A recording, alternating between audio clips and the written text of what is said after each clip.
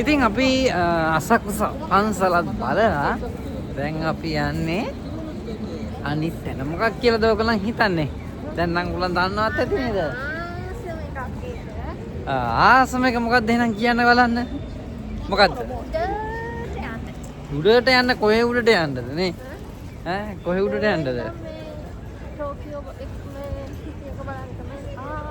ඔයගොල්ලන්ට පෙන්නන්න දැන් මේ නංගි ආසයි කියන එක මොකද්ද කියලා ඔන්න බලන්න. හා මොකද්ද නගරය?